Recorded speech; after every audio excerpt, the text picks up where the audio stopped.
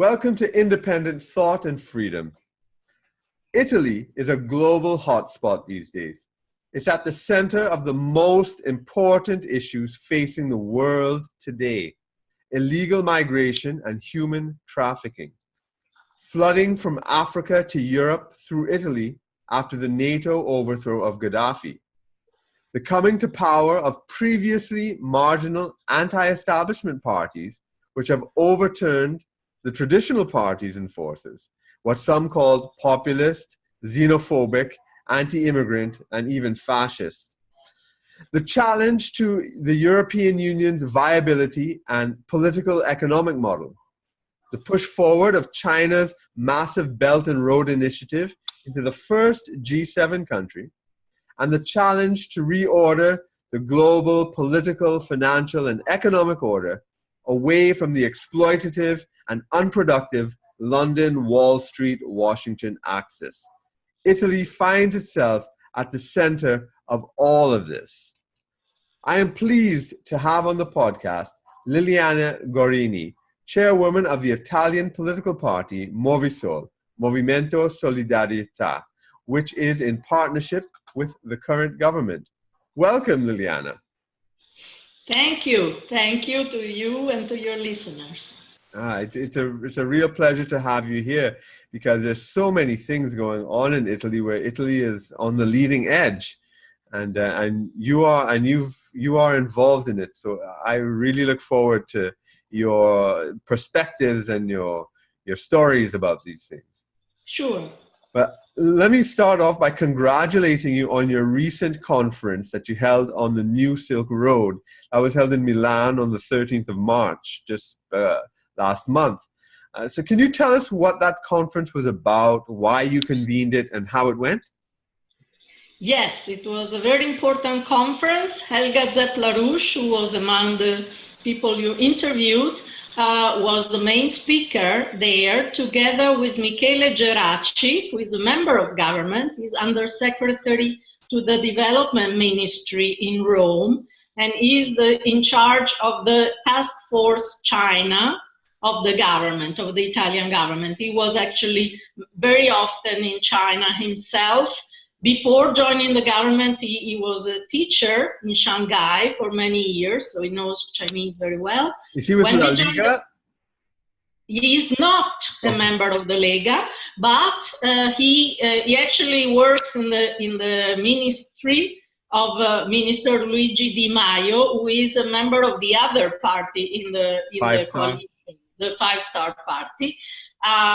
He himself, Luigi Di Maio, is not very experienced, while Michele Geraci, as I said, knows China very well. He actually convinced Luigi Di Maio to go with him to China, where they had, before our conference and before Italy signed the Memorandum of Understanding to join the Belt and Road Initiative, he was already working on this.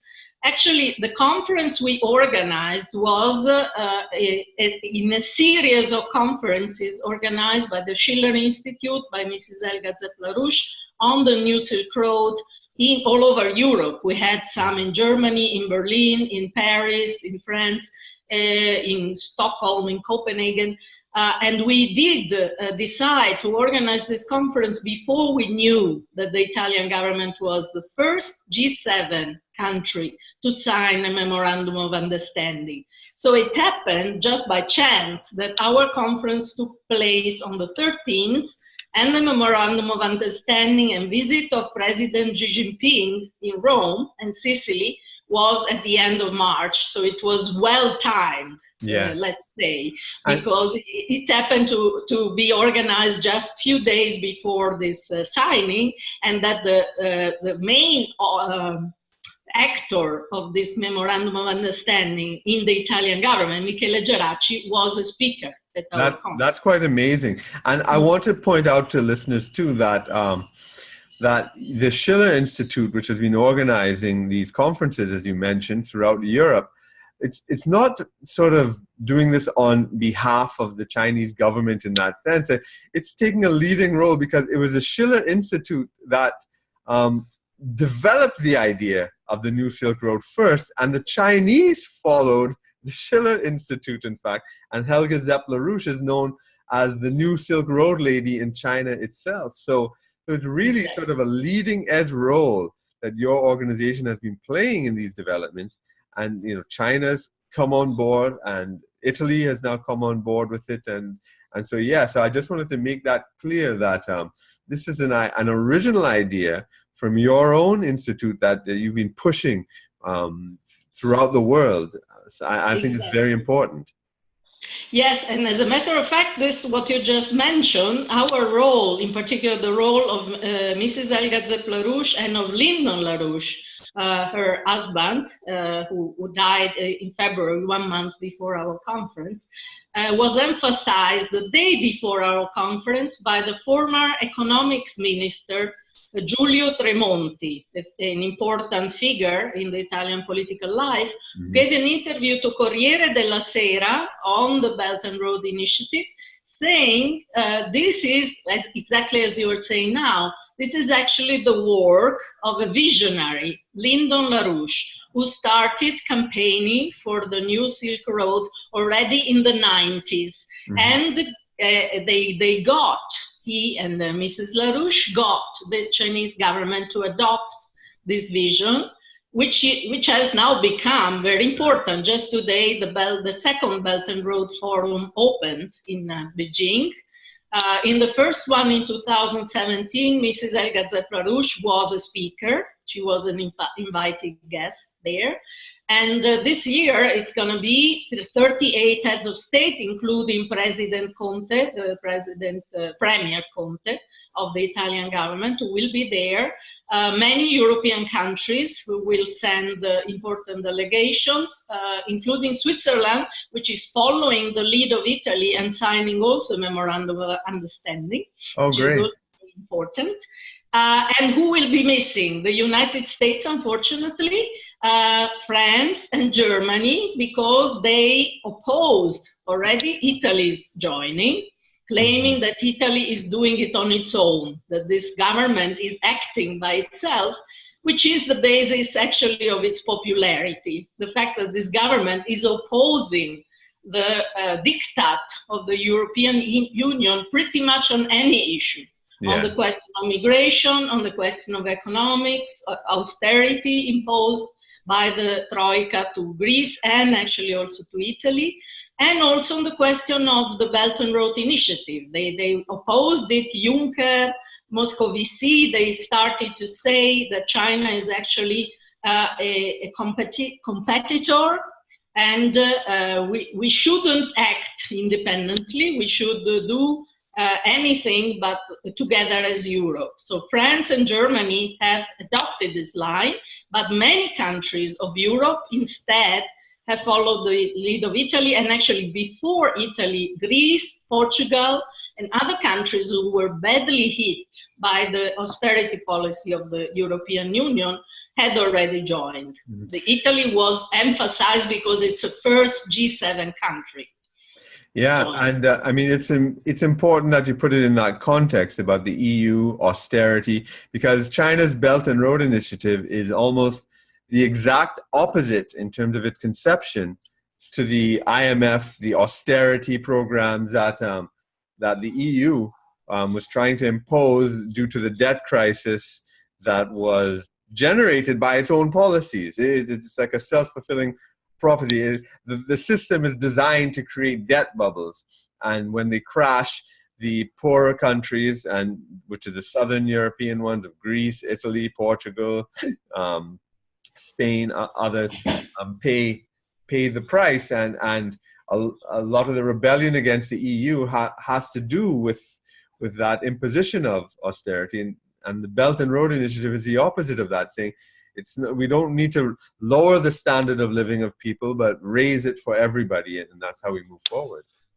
Absolutely. This is one of the main reasons why the Italians, in 1 year ago exactly, we voted to have this government, and we voted out instead the government of first Renzi and Gentiloni of the Democratic Party, which still to this day accuse the present government of being opposed to the European Union. They still campaign for to take orders from Brussels, which is what people dislike. Exactly. We are sick and tired of these orders because, as you said, they destroyed the economic situation in Greece. People have become poor as a result of the memorandum with the European Union, which was not helping Greece. It was actually helping banks like Deutsche Bank and others, speculative banks, which have been making money on the poverty of the Greek population. And a very similar thing was done in Italy with the Monti government, a number of governments which had not even been elected in Italy, and they were chosen by the European Central Bank, which is led by an Italian Draghi, who is not a good Italian at all. He belongs to Goldman Sachs. He was a part of what we call the Britannia plot, right, to sell out all Italian state industries in order to support the speculative bubble.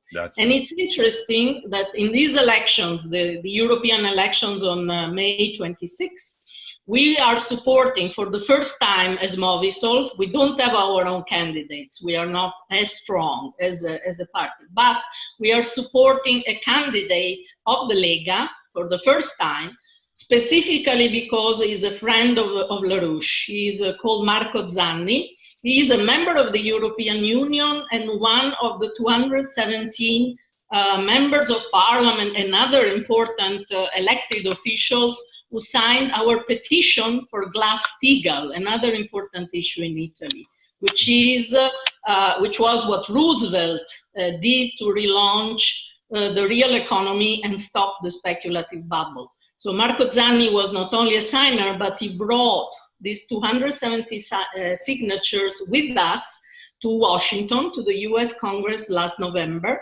I myself had the honor of organizing a few meetings for him with Italo-American congressmen in Washington, who were very open, exactly like you said, to know what is the Italian situation, because there has been an interesting connection between President Trump and the Premier Conte already at the time of the meeting in Canada.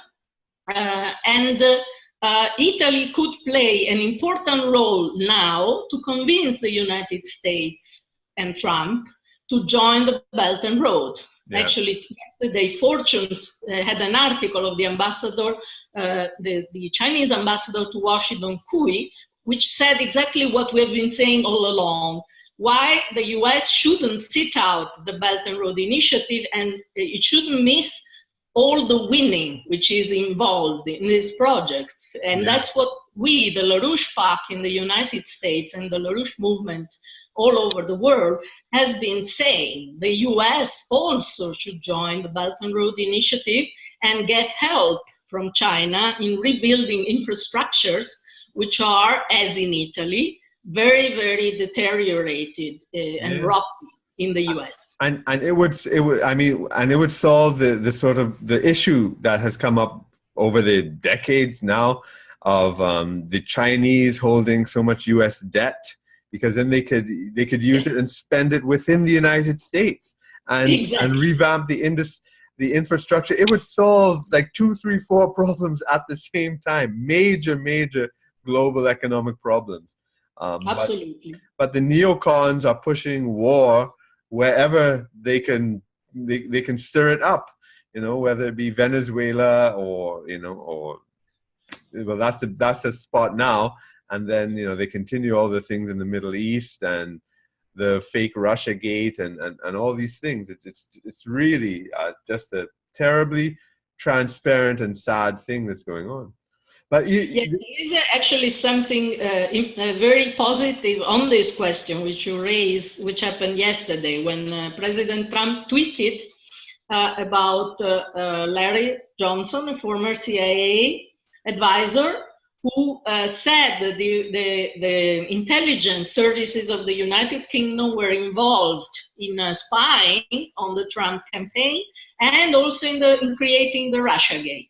Yeah. This is important because it's another issue which the LaRouche PAC and we also in Italy have been raising already for years that President Trump should exonerate Mr. LaRouche because he was also a victim of the same networks. Robert Mueller directly, and yes. William Weld, who put him to jail and who were trying to have a coup d'etat, you can call, against President Trump. And these are also the neoconservative snakes around President Trump, like well, as an Italian, I'm not supposed to interfere in the American politics, but I can say that I can observe that when President Trump tries a peace initiative. But somehow America could intervene in everybody else's politics. So. Exactly. So why cannot we do it? Exactly. I cannot notice that people like Pompeo or his vice president or others, Bolton, for example, immediately intervene to sabotage these initiatives. His peace initiative in North Korea, the attempt to create a dialogue with Mexico and other Ibero-American countries, which could solve the migration problem there. They do have an immigration problem too. They always intervene. These are the same networks, and the question of exoneration of LaRouche and firing these people who have been in touch with the former Obama administration and with the MI6, the British Secret Services, like Christopher Steele, who actually created the dossier, which was the basis for the Russiagate. It's very important that Trump says when the truth about this will come out, it will be beautiful, I think he wrote in his book. Yes, yes. And we do believe it. We have been spreading this truth in our pamphlets in the US and also in Italy. We have been trying to convince the press to publish the truth about this. And it's important because otherwise this group of people will continue to provoke regime change wars. Absolutely, absolutely. They are infecting the foreign policy terribly and taking Trump totally off the course he campaigned on. There's so many things you mentioned in your statement that I'd like to unpack and clarify for people. And it's hard to know where to start because there's so many interesting things to go off on. But let me start off, I suppose. Generally, what is your position on the EU? Let's say as MoviSol. Do you think it should be broken up? Do you want Italy to get out of it, and or do you think it needs to be reformed in specific ways? What's your position? Well, it will probably dissolve by itself. We do not need to get out of it. They were trying to throw us out, and there were many Italians who were very happy about that proposal. Some Germans were proposing to throw Italy out of the European Union. But the problem is there is no Europe in this moment. When they say we have to have a European stand, there is no European stand on anything. Take what you mentioned in the beginning of your introduction, the question of refugees. Italy and Greece have been dealing with this problem all alone because the European Union refused to help. They have kept to this incredible, absurd decision that where the refugees are landing, so to say, coming from the boats, that country has to take care of them. And while the Italian government has been demanding, even before Salvini became interior minister, they were demanding that Europe helps and redistributes these refugees in the rest of Europe. And even though it was NATO that overthrew Gaddafi and caused all the chaos. And that's the funny side of it, because France, for example, which was the main cause of what happened in Libya, remember that they actually killed Gaddafi in a very illegal way. Sarkozy first got money from Gaddafi and then killed him to shut him up also, as a matter of fact, besides the regime change policy. And then when all this wave of refugees started to come because of the Libya situation, of the Iraq war, of the Syria war, then France closed the borders in Italy. we had in Ventimiglia, which is the border between France and Italy, they didn't allow trains to go. This is something which didn't happen since the First World War. Wow, I was unaware of that. It's quite tough what they did. Macron is very unpopular in Italy, and he is very unpopular in France. Yes. His popularity dropped tremendously. So when he's attacking the Italian government, and he is every second day, he's actually he has no credibility. Yeah, I think he's only popular in Brussels and Washington. Right. So what we are proposing is actually to go back, and that's something Helga Zaplorush emphasized during a speech here in Milan. We should go back to the Europe of the fatherlands, of de Gaulle, Adenauer, and de Gasperi in Italy, Alcide de Gasperi. This kind of Europe in which is formed by sovereign states. Yeah. So this whole debate about the sovereignty is ridiculous, because it is not bad to be in favor of sovereignty. Mm-hmm. On economic policy, we can have a joint laws about a number of issues. But for example, the question of the currency, the question of credit, the question of economic policy should be a sovereign decision of the various countries. And this is something which was decided at the time when Europe was founded, and Italy was part among the founders of Europe. But the European Union is something different.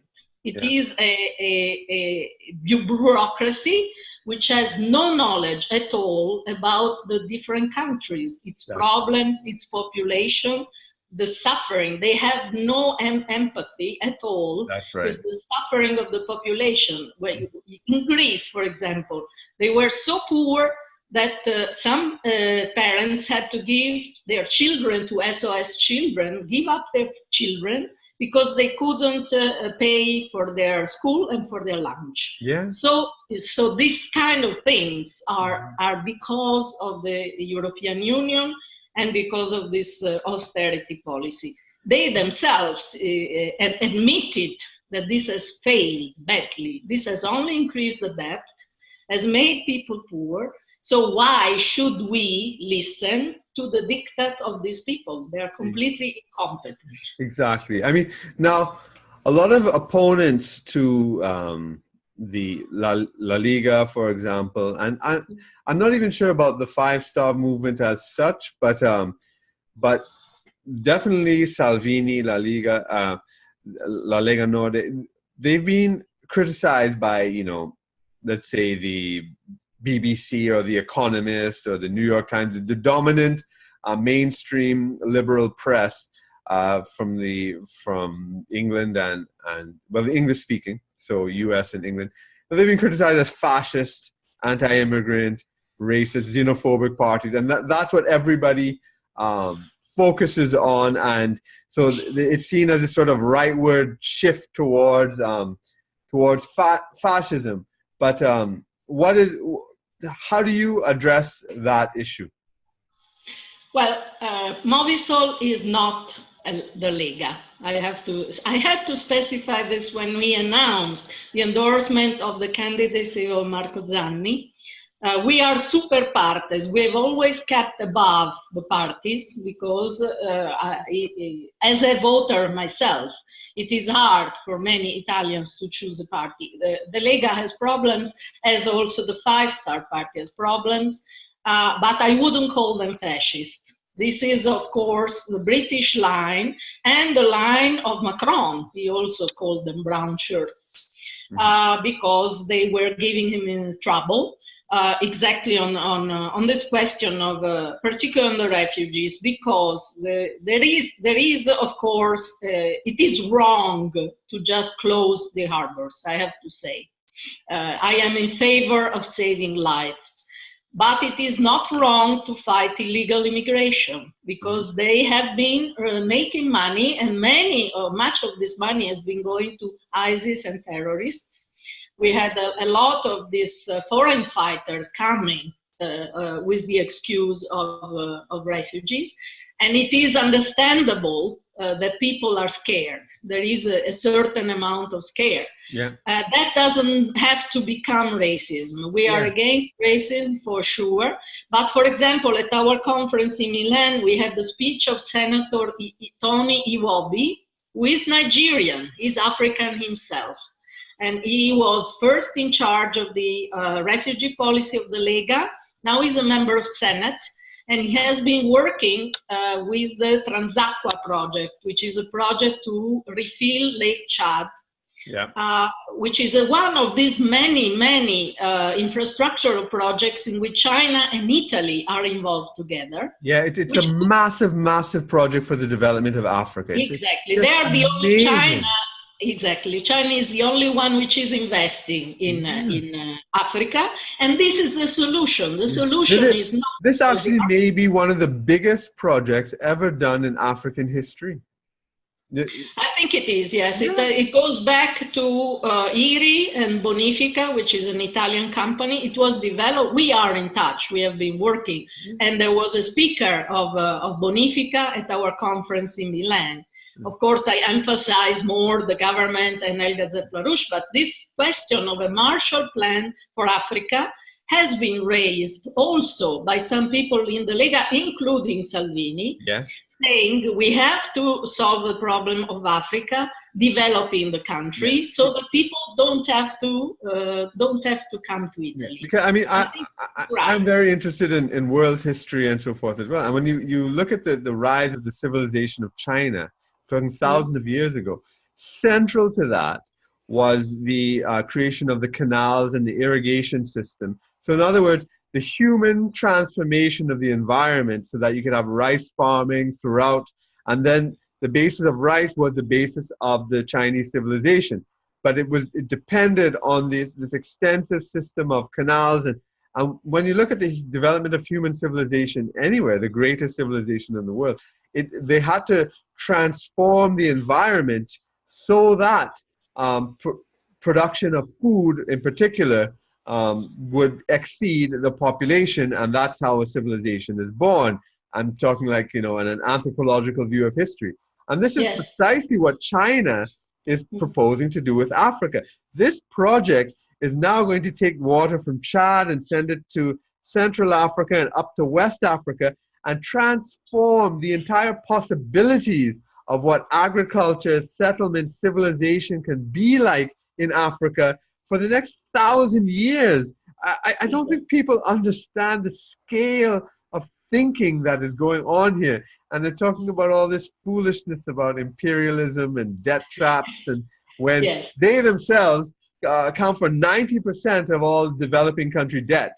And that's why they have devaluations and austerity programs and no investment in infrastructure and just debt after debt for decades. And countries can't get out and can't develop. It's so hypocritical, as you mentioned, with Macron.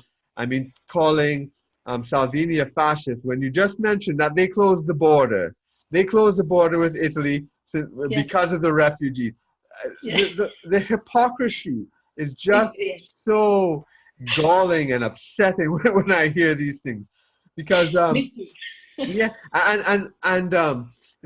they keep trying to put people on the defensive. And there's nothing wrong with people defending against illegal immigration, because the other thing about there is a cultural question that, and as someone from Trinidad and Tobago, we are a small country of 1.3 million people. We live just 7 miles away from Venezuela, which is, I can't remember the figure, 27 million, I think the population is. And we have refugees coming all the time because of the instability there. They can wipe us out, right? If it's just 1% of the population comes, that's it for us.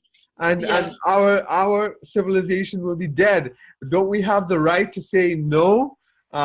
We can take some, but not all. And this is insane. It is absolutely insane that and that is not the solution to poverty, migration. As you say, it is development within people's own country.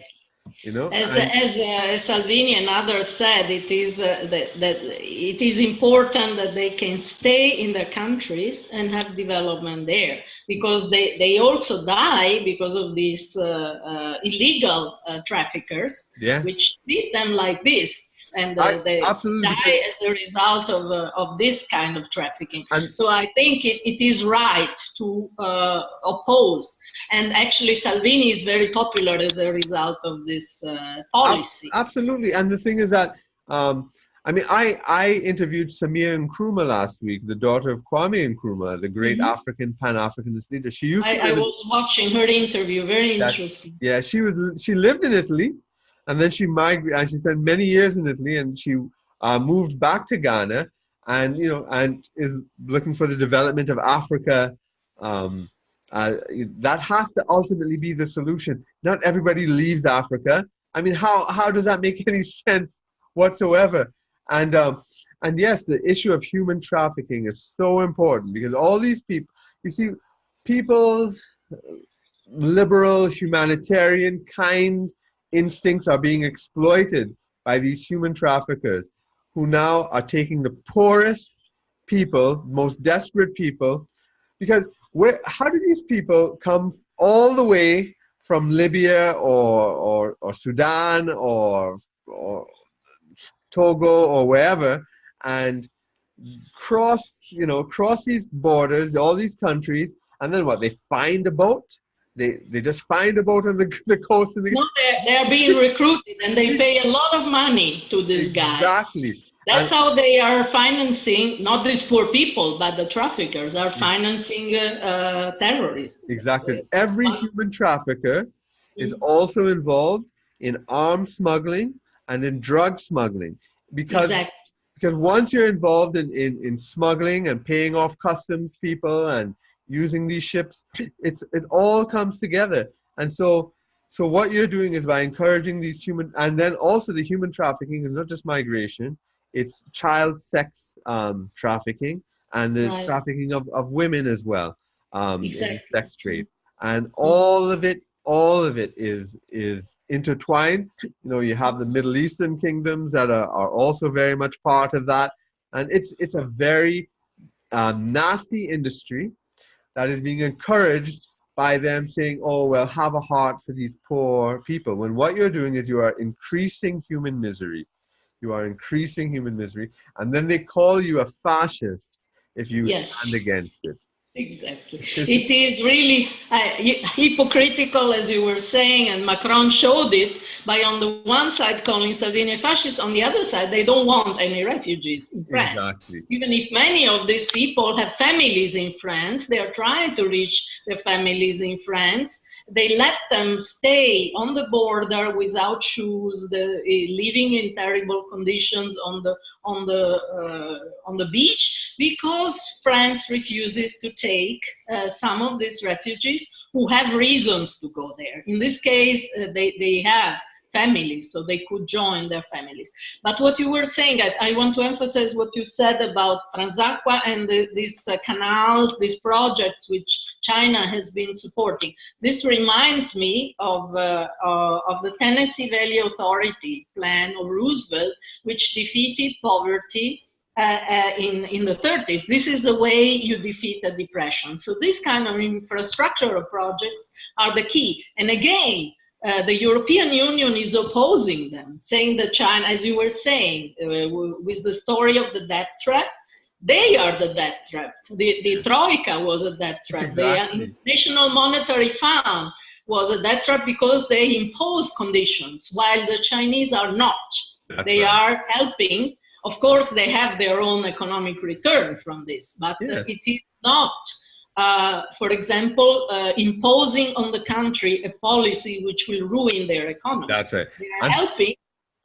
Merkel, even when she was in Africa, she was surprised to see that all the streets, all the airports where she was going were built by the Chinese. So why are you guys opposing these projects? These projects are the key for the development of Africa, as they were at the time of Roosevelt for the development of America. And we, of course, instead, as MoviSol, are supporting Geraci, who has been working on a number of these projects. More such projects will be signed by Italy at the Belt and Road Forum starting today in Beijing, including on energy issues. But he was emphasizing the fact that the critics of the Italian government were saying, oh, they will now take over our ports in Trieste.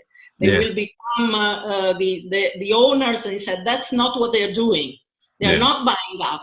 They are building new docks. They're actually improving. And you can imagine the people in Trieste and in northern Italy or Genoa, where the bridge collapsed. So we have a big problem of infrastructures there. They are very happy. Actually, some people were hoping that China would rebuild the Morandi Bridge in Genoa, because if we wait for the Italian companies, we can wait for centuries, while they are very quick in building this bridge. So he was saying, one of the critics in the European Union was saying that we should have more screening. And he said, this is not really screening, it's just an exchange of information. But for sure, he emphasized that this would be very profitable for our economy and for creating jobs in Italy, as it has been creating jobs, for example, in the Piraeus port in Greece. It is very important, particularly the maritime Silk Road. And actually, I can say that one of our hypotheses is that the attack against Sri Lanka was because this is a key part of the maritime Silk Road. And that's a very interesting thing. I mean, again, there's so many points that are interesting that you raise there, but Italy historically was part of the original Silk Road. It was the end of the Silk Road into Europe. So Venice and Genoa were, that was the end of the Silk Road, and so you would go over I can't remember, it's from Genoa to Venice, and then correct, and then from there then to Europe, and that's Genoa is more west, and Venice is more east. And Marco Polo was from Venice, and is of course that was emphasized when Xi Jinping was here. Actually, Geraci invited, he's Sicilian himself, invited him to Sicily because the Chinese would love to have also the Sicilian ports. Right. Because this would be, as Geraci said, a natural bridge to the Mediterranean. Yeah. It would be very important to enlarge the original Silk Roads to these three ports. Trieste, Venice, Genoa, and Augusta. That's right. And for thousands of years, that was the basis of the world economy. And it was a non-imperialist world economy. Because when you had that, you had all the civilizations of Persia, of India, of China, then of the various European civilizations and Rome and so forth, and interchanging without being imperial on each other. Sure, you had your expansion of Rome and you had your wars here and there, but it wasn't a global system of world domination in the way that happened when Columbus and da Gama then took the maritime route and the Silk Road died down. So this is all part of anti-imperialism, I would say, reforging an anti-imperialist global economy. Yes, and is. I wanted to point out to another hypocrisy, because I think hypocrisy bothers me a lot. But yeah, it bothers me too. The hypocrisy of the left in Europe again. Now, the left and the liberals, who claim to be, for human rights and they care for the people and democracy and all this sort of thing. But yet they are on the side of austerity, on making the poorest people even poorer, on making sure countries pay back debt so that the banks can have. So in other words, countries take on debt, and that debt goes straight back to the banks to pay the banks, and people's wages are supposed to be lowered, and countries are supposed to sell off their national assets to the companies, the same companies from those countries in Germany and America and where else, where they take over all the assets. And right. so that is supposed to be the caring left. and the Yes. fascists are the ones who are saying, no, we don't want austerity for our poor people. We want jobs and employment. And these people are the fascists, you know. Yes, I just yes, you're raising a very important issue which was the key for this election of Salvini and Di Maio in last May, because the previous government, in particular the one of Renzi and Boschi, they were all both involved with Banca Etruria, Monte dei Paschi, these Tuscany banks which collapsed and were heavily involved in derivative speculation. Right. So much that they were under investigation because the Italian government was essentially supporting these banks and indirectly supporting them, their right. families. So this was a big issue for the Italian population because people lost their jobs. A lot of small and medium-sized entrepreneurs, there were like 500 who committed suicide because they couldn't keep their companies and the banks wouldn't give the credit anymore, while they had money, tons of money for these banks who were speculating. So this is one of the reasons why many people voted for the Lega and the Five Star Party, because they had Glass-Steagall in their platform, and it is in the government program now, which is what MoviSol had been campaigning in Italy for the last 10 years. So it is a little bit our contribution to this government program, where we say speculators should not be paid back by the state. Right. We should stop this financing of speculating. We should, for sure, pay back the small contributors, or make sure that the savings of the retired people, which were lost in many cases. So many people that all their retirement is gone, and, and it's fascist to defend that. Yes, and the left, they are known as the party of the banks. Yes, exactly. That's how they became known. So people, even now, they are saying we should have more Europe. This is their campaign. This is ridiculous. This is why they will lose again in the elections. These parties will lose, and I have to say, even I'm not personally a fan of Salvini, but I have to say that because of his firm stand on the question of the refugees and on the question of Italy first, that's their slogan, Italy first. And the thing that is very appealing to the population. Of course, and these sort of leftist bankers are going to be driving people towards fascism. If they are labeling everything against, you know, these bankers as fascism, then people are going to say, you know what, I think I'm a fascist. You don't understand what they're doing.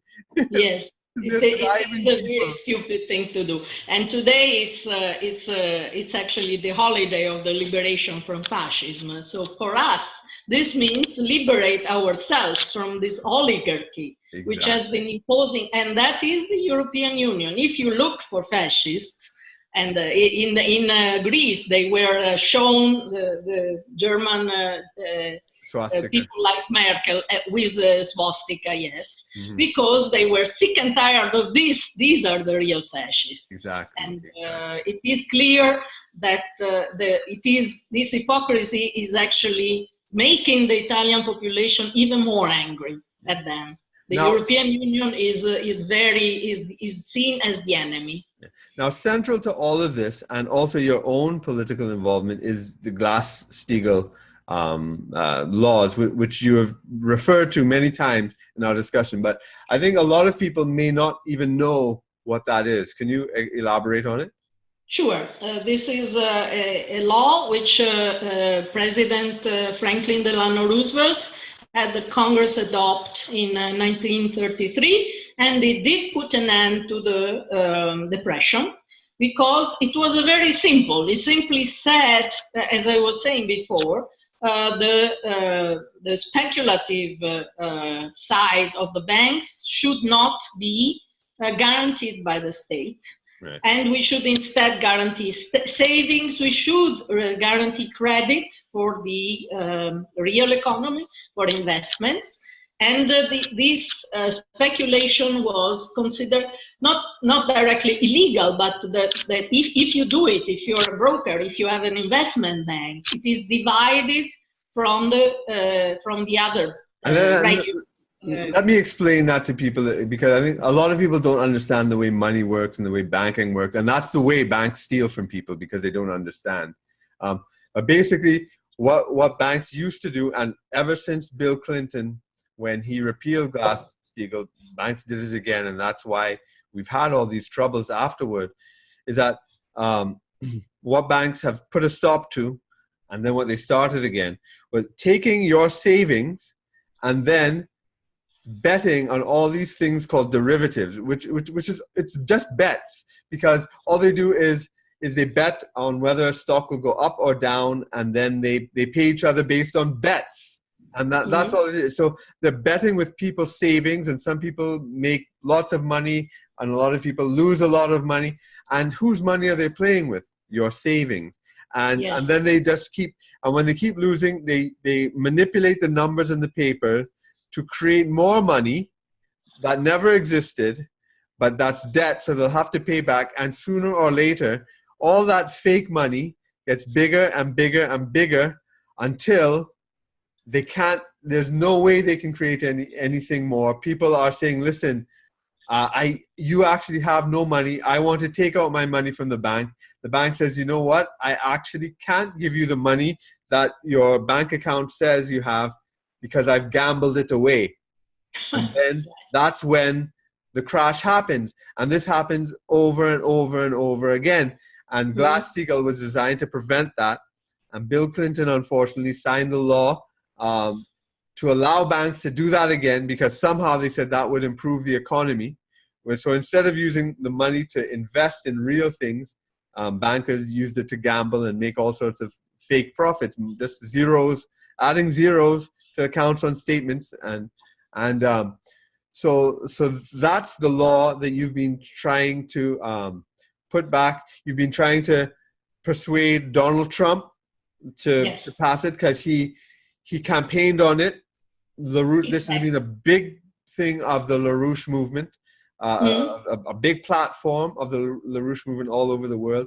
And I know that just before the huge blowout of Lehman Brothers in 2008 and the destruction of the system globally, you organized some hearings with LaRouche in the Italian parliament, isn't it? Can you elaborate on that?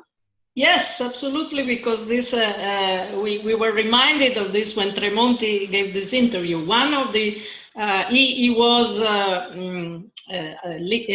heard in these hearings at the Senate in 2007, and again at the Chamber of Deputies, the Finance Committee in 2009, and this was full, packed. We saw the full committee was attending, and some of the people who had been at the first hearing in 2007 remember what LaRouche had said. He had warned, be careful, if this speculative bubble continues, there will be a crash.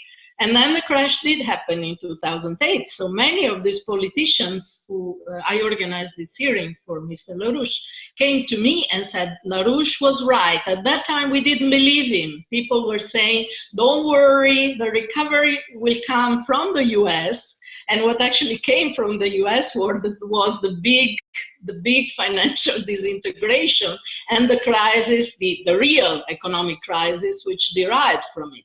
So that they were really telling us LaRouche was right. We should, even in San Marino, he was to speak with the government there. When I met them again a few years later, they were saying, had we listened to him, had we done what he was suggesting, we wouldn't be in this situation, because many of these banks then went broke also in Italy as a result, in particularly of derivative speculation, and guess suggested by whom? By Deutsche Bank, of all people. They have the biggest exposure on derivatives of all. Just gambling.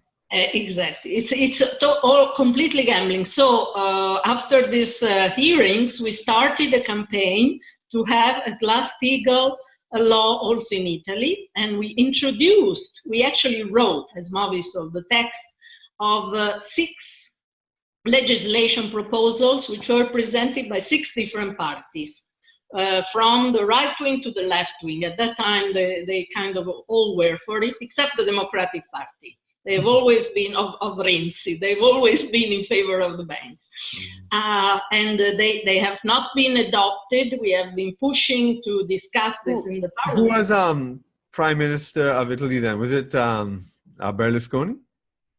At the time of the crisis, yes, Berlusconi. Yeah. And then he was dumped by the European Union, and they decided to have Monti, right, who was not elected. Right. And there was this famous letter of Draghi, which said what the government should be doing. And I think he was one of the most hated premiers in Italian life. And then we had again Renzi, Gentiloni, finally, first with a referendum on the constitution, and then with the elections, we got rid of these guys, who have now been reduced to a very small party.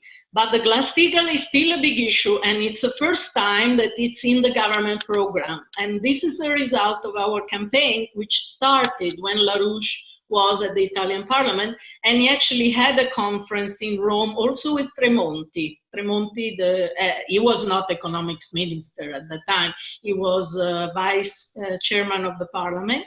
But when he was economics minister, he did say, also in a book of his, that this would be the key, and unless we have a Glass-Steagall reinstatement, the crisis will hit us again. Yes. The 2008 crisis will repeat itself, which is what's happening now. And I want to tie this into the Belt and Road Initiative, because the Belt and Road Initiative is the exact opposite. What it's saying is that money should be used to invest in tangible, real things, in railways, in ports, in roads, in economic infrastructure, things that you could see, touch, and that's going to help people be more productive, rather than betting on whether this stock is going to raise or drop in the next 3 months, and yes, which is all they do. Absolutely. Yeah, and so it's all ties together. They're just different aspects of creating a productive economic system for people, rather than one based on thievery and maneuvering and usury and speculation and all of that stuff. Exactly. Yeah. So it is all tied together in what we call the LaRouche's 4 laws, which is exactly this idea. Glass-Steagall is, of course, the precondition, stopping the speculation. But then you have to issue credit, give this credit to such important projects as China is financing, but we should be financing them too. The Italian state. We unfortunately got cut off. So I want to continue our discussion along the path of speaking about the recently passed Lyndon LaRouche. He left us just a couple months ago. He was a real giant of a man. I mean, your involvement with the LaRouche movement goes back to 1975. So could you describe how you got started in the movement, from back then, and, what was your background, how you got in? Yes, I was 18 when I joined, and at that time I was part of the students' movement, left students' movement, and I met some people of the LaRouche movement with their newspaper, which said their program and ours. Already at that time, it was clear that there would be a financial and economic crisis, and we were proposing a solution. So I was impressed by them. Had they been organizing in Italy already? With somebody else, or was it? How did you get the newspaper? Was it? There was a group, yes, right, of Italians who had participated to classes in Germany. Right. Initially, it started in the United States with classes at Columbia University. At that time, it was called Lynn Marcus. But then in Germany, they also had a group. And some American teachers who were in Italy teaching anyway, and they belong to the LaRouche movement, started classes also for Italians in Milan, where I was living. And I attended some of these classes, and actually the one which impressed me the most, since I came out of the rock culture, my parents were both classical musicians, opera singer, my mom, and pianist and composer, my father, at the Milan Conservatory. So I was rejecting that, as it used to be like that in that period. You protested against everything. And for the first time, I attended a class where they spoke about Bach, and I heard Bach's St. John Passion. And I was so impressed by it that I bought the record. It was the first record of classical music I bought. And after a while, I studied, of course, their ideas, but I joined very quickly. I joined and I moved to Germany because I could speak English and German. But that's an important point I want to raise with the listeners, and because you were coming from the left-wing movements, and it was tied with the hippie movement, with drugs, sex, rock and roll, these sorts of things, and LaRouche himself came out of that left tradition with the National Caucus for Labor Committees, and he was considered a Marxist theorist in his early days and so forth. But he had a very different cultural critique, because, I mean, in the 60s, the New Left, by embracing all this libertinism, they were going in one direction. But LaRouche, in fact, said that was debasing the human soul. It was debasing human beings, and that we needed a culture and a cultural environment to nurture our souls, to raise ourselves.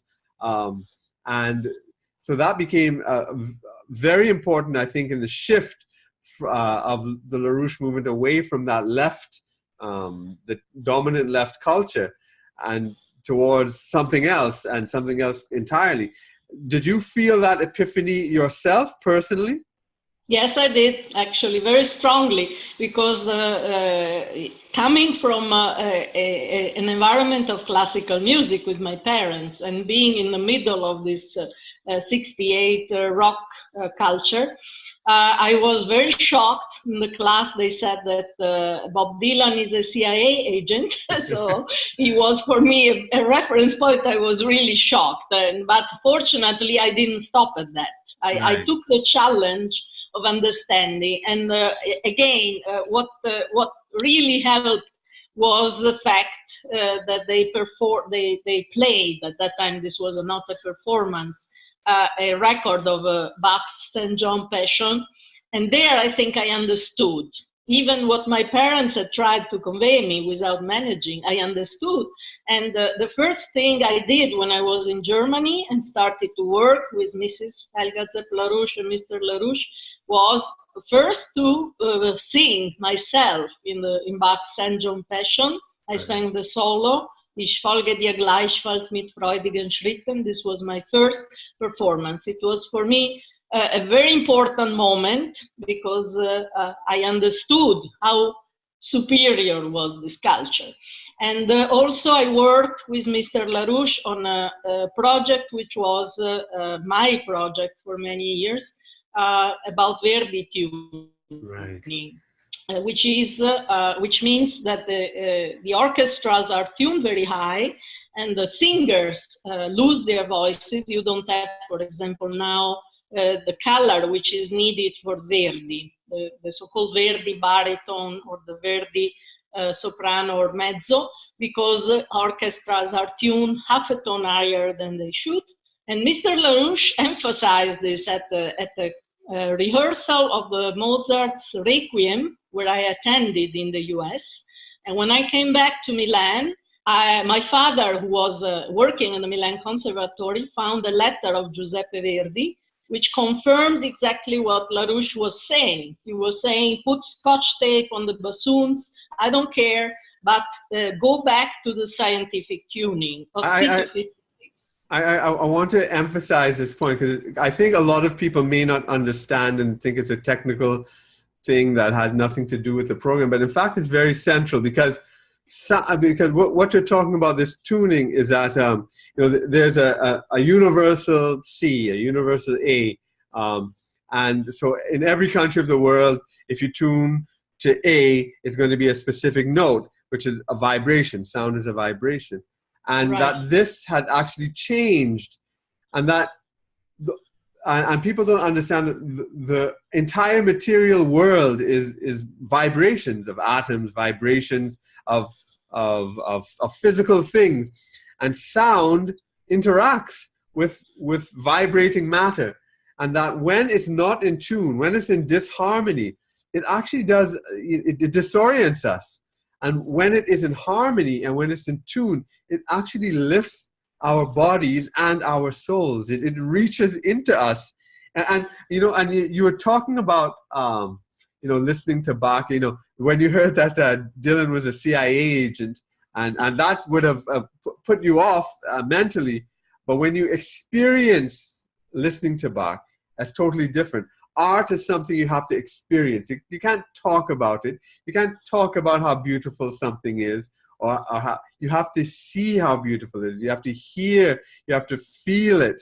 And that's, I think that's a very, very important aspect in the whole LaRouche movement, that because all this Belt and Road Initiative and economics, that's important for our material well-being and abundance, but ultimately it's for something higher. It's to lift us up spiritually, to make the human person experience all that they were meant to be, which is much, much higher. Do you agree with that? Absolutely. You're completely right. And my experience in the movement was exactly that, because it did, it changed me. The fact particularly that we do these performances, like we have on May 5th, a concert in New York. We have a community chorus, which is we teach singing to simple people, people who would have no money to go to the conservatory or the music school or the Juilliard, but they come to our community chorus, and even if that's not their profession, this helps them. The fact that they participate in art with their singing and they learn singing helps them. And also at the same time, as Helga Zepp-LaRouche was emphasizing at our conference in Milan on the New Silk Road, it's not only a question of economic cooperation, but it's also a question of dialogue of cultures, as opposed to the general idea of confrontation between cultures. This is very important because every culture has given treasures which people have to know, and to be able to share them. Like China, for example, is very active in supporting Italian opera in Italy. There are many opera houses which are going broke, but they do understand how important it is to keep this heritage of our opera.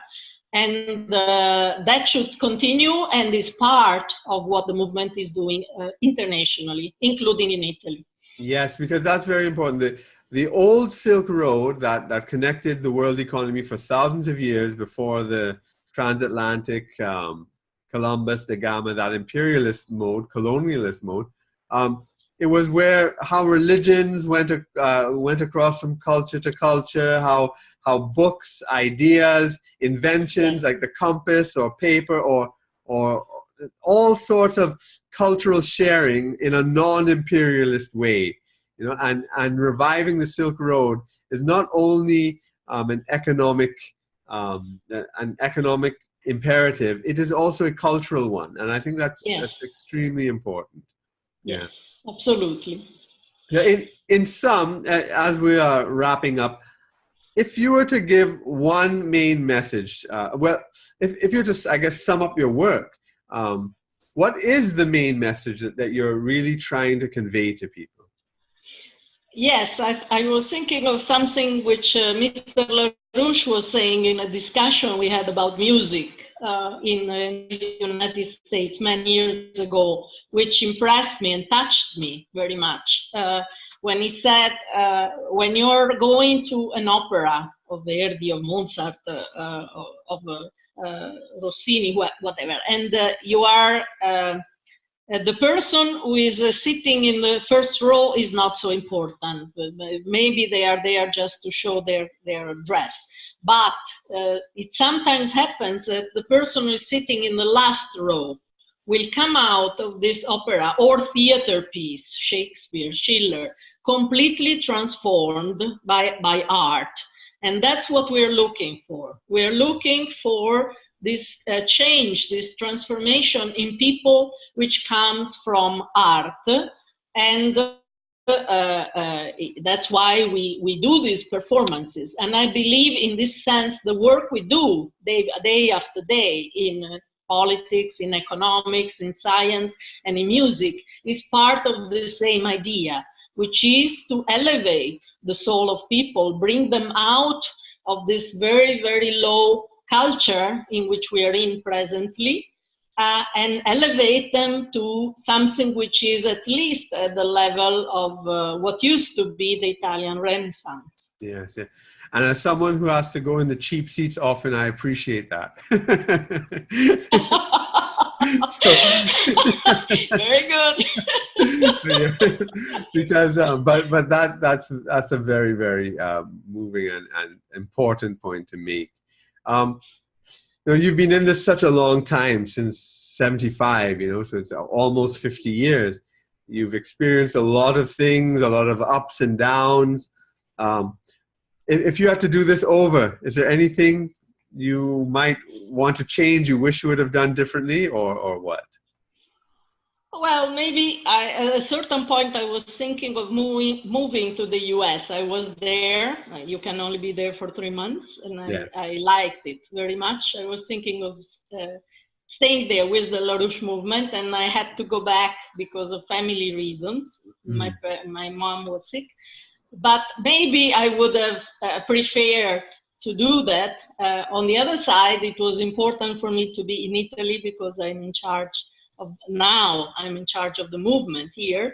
But in any case, even if it's in Germany where I've lived, or Italy, or the US, or wherever in the world, I would still be with the LaRouche movement. Right, great. Yes, and I mean, and as part of your struggles and your battles and the mission with the LaRouche movement, I mean, I know that people have, been against this movement very vehemently and so forth. And I mean, have you personally experienced, enemies coming after you and your own work? Yes. As a matter of fact, MoviSol is a small organization in Italy, so we work a lot with our website and social media, and we are fighting every day against hackers. They're trying to sabotage our website or even close it down, or we have had insults on the social media, which I have to systematically erase. But it is, of course, we are driving a lot of people mad, like when we attack Draghi and the European Union and the banks. Of course, there are people who get mad at us. Yeah. And we are quite, as you know, from Mr. LaRouche, we're quite outspoken in our denunciations of who is doing what to whom. And so they attack us. There was the press has had a lot of slanders. Or sometimes they simply ignore us, so we have to fight day after day to spread these ideas by ourselves. But there are also a lot of people who appreciate that, precisely the fact that we are, as your podcast says, independent in our thought, that we don't depend on people sponsoring us, and therefore they like the fact that we are outspoken, and they like the fact that we are an international movement, that we look even at Italian events from the standpoint of the world. Right. I mean, and because this is important, I like to ask these questions because when you get involved in a movement like this, when you are doing something different, when you are on a mission and attacking the status quo, there are all these attacks, and people who are thinking about maybe getting involved or trying to support this, they might be fearful and scared, and you know, of being isolated, of being ridiculed, of being persecuted even. And so what I'm interested in is, you know, personally, what gives you the strength to face these challenges and to move on with it despite all the problems that may come with doing it? That's a very good question, which was asked me actually in a recent webcast, which I did in New York, because somebody said, "You're such a tiny organization, how do you manage that?" And I answered to the friend who asked that, and I answered to you. The strength for me comes from, first of all, the heritage of the Italian Renaissance, because that made clear that even one single person can make a difference. It was not masses of people, it was few people like Leonardo da Vinci, Raphael, who created a total change, not only in art or in engineering, but also in statecraft. Dante Alighieri was also a statesman. And these were few people, but who had very clear ideas and who were fighting for these ideas against all opposition. Dante was exiled. Many of these people were attacked. So this is nothing new for Italians. You are attacked if you have ideas which are challenging. But it is important to be strong and to be sure about our ideas. So that comes also from, for example, I read Petrarca's De Vita Solitaria about living alone, where he says sometimes it's important not to feel isolated, but if you are alone and are able to look at events in a clear way without being influenced, that can be good in a certain sense. I wished, of course, that we were more, but and we are working to make MoviSol bigger. But I think the strength comes very much from this, and also from LaRouche's teachings. I remember one sentence which also impressed me a lot. Leadership is a very lonely business. Yeah. And it is true for true leaders, not this kind of political leaders which sometimes are a joke, but for the true political leaders like, I don't know, Martin Luther King, Nelson Mandela, people who really were putting their life on, they were risking their lives for their ideas. It is a lonely business, but it also gives you strength, because you know that these ideas will live forever. Yeah. And I mean, you coming from Italy with that amazing heritage, you know, it's very enviable. I really have the highest respect and admiration for Italian history. It's just incredible. And yeah, so you have such to come to Italy. Yes, it's long overdue. I really do. What would you recommend to a young person listening to this podcast right now? What would be your recommendations to them?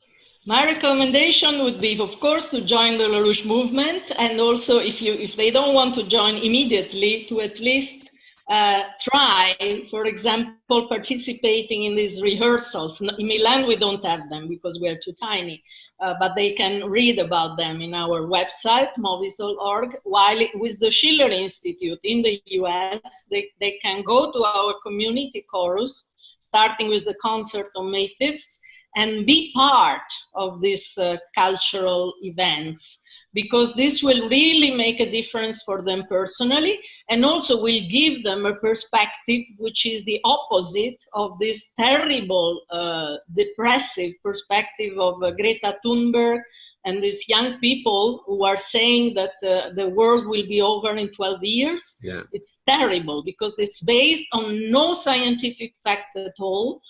They are rejecting science, it is just spreading cultural pessimism, It's like particularly among the youngest. Yeah. This has to be stopped, because it is, you can imagine, if you think the world will be over in 12 years, you don't need to study, you don't need to make any effort, because in any case, it's nothing matters.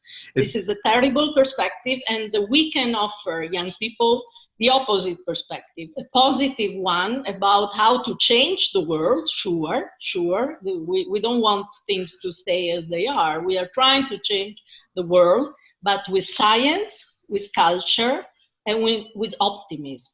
Yeah, I mean, it really is a cult of nihilism. That's what's happening, you know. Absolutely. And I interviewed Mike Billington earlier from the LaRouche movement, and he was telling me how when he was in prison, one of the most transformative experiences for him was when he was organizing prisoners to sing in a chorus, and people who had never sung before, people who had never participated in this, all of a sudden felt this amazing feeling inside of transformation, and their whole perspective on the world, on the future of them, their place, their relation to their fellow human being, it all changed by being part of great art. And I think participating in that is just so important. What's your comment on that? Absolutely. I fully agree with you and with Mike. I actually went to visit him in jail when he was there, and I know how difficult it is. So it's all the more important to have something which elevates you, and to be able to sing for the first time, particularly for those who never tried it, is an experience which does make a big difference. Yeah. It does transform you, and I can imagine that in jail even more, because you come out of a difficult situation and you experience beauty. Yeah. Because when you sing in harmony with somebody else, and both of your voices are in the air in this beautiful combination. That's called sympathetic vibration. That's right. Sympathetic. It means that you vibrate together with, like, it happens when your voices are similar. If you're singing, like with my friend Lotta, she's a soprano who has a similar voice to me. You have this sympathetic vibration. It is a great experience, because it's not only your voice, you're part of something. That's right. The human connection through that it's not attainable by any other means. It really is. Yes. So I would definitely advise that it doesn't need to be singing. It can be also participating in scientific experiments or classes about history. But I believe that singing, if you are active there and you do something which you may have scared you until now, you say, no, I'm always off tune, I'm unable. And it turns out that some of these people who thought they couldn't sing became the best singers. Yeah, amazing. So they can get in touch by MoviSol.org or theschillerinstitute.com. Is that correct? Right. Or on Facebook also, they can find us. And I've just seen, for example, on Facebook that the Schiller Institute is announcing this concert on May 5th. And they have a community chorus in New York where people can just participate. Excellent. So can you just tell us about the plans for you and your movement over the next year, 5 years from now? What do you guys have planned? Well, we started just recently a fundraising campaign, because that's our weakness. We don't have enough funds to do everything. And we want to have more conferences like the one on the New Silk Road in Milan. We have friends in Sicily, for example, who want to organize one in Sicily. So that's one thing which I plan in the next months. And also I'm looking forward to organizing a memorial for LaRouche in Italy, because he was very respected in the parliament, among economists, about music, among musicians also very much. So I want to organize such a memorial with music with some musicians who perform, and also with some of our signers, Italian signers for the exoneration of LaRouche. We have a couple of senators, for example, who can speak about how important his ideas were for Italy. Right, right. Well, I want to thank you so much, not only for this interview, but for all the work you've done over the years. I mean, extending the work and the vision of Lyndon LaRouche in remaking the global and economic political order. It's so important, and it's something I support wholeheartedly. I admire your hard work, your dedication, your determination, and I wish you every success in going forward. Thank you, Kirk, and I say the same to you for your podcast, which I saw is very good. Thank you, thank you. Well, that's all for Independent Thought and Freedom this week. Please join us again next week. And in the meanwhile, make sure you subscribe, leave me a rating, like and share this podcast with your friends. Thanks, and bye for now.